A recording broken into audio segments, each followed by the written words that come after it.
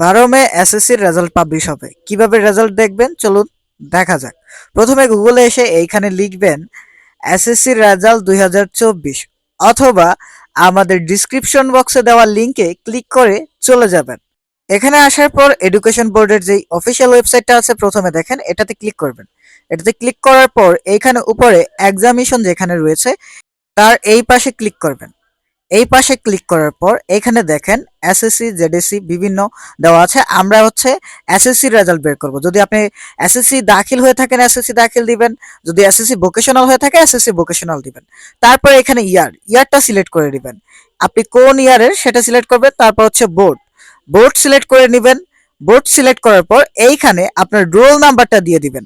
যে পরীক্ষার্থীর রেজাল্টটা আপনি দেখতে চান সেই পরীক্ষার্থীর রোল নাম্বারটা এইখানে লিখে দিবেন। রুলের পরে আছে রেজিস্ট্রেশন নাম্বার। এই রেজিস্ট্রেশন নাম্বারে এসে পরীক্ষার্থীর যে রেজিস্ট্রেশন নাম্বারটা রয়েছে সেই রেজিস্ট্রেশন নাম্বারটা দিয়ে দিবেন। রেজিস্ট্রেশন নাম্বার দেওয়ার পর নিচে দেখেন হিউম্যান ক্যাপচা দেওয়া আছে। এই হিউম্যান ক্যাপচাতে 3+7 = কত? 10। এখানে 10 লিখে দিবেন। এখানে আপনাদের ক্ষেত্রে বিভিন্ন রকম থাকতে পারে, যার ক্ষেত্রে যেটা থাকবে সেটা এখানে যোগ করে যোগফলটা নামিয়ে এখানে সাবমিট বাটনে ক্লিক করে দেবেন। তাহলেই আপনারা আপনাদের রেজাল্ট শিটটা নিচে পেয়ে যাবেন। নিচে মার্কশিট চলে আসার পর আপনারা ওটাকে পিডিএফ আকারেও ডাউনলোড করতে পারবেন। উপরে ডাউনলোড বাটন চলে আসবে, আবার চাইলে ওটাকে ট্যাপ করে ধরে রাখলেও ডাউনলোড অপশন চলে আসবে। সকল পরীক্ষার্থী ভালো ফলাফল আশা করে আজকের ভিডিও এইখানেই শেষ করছি।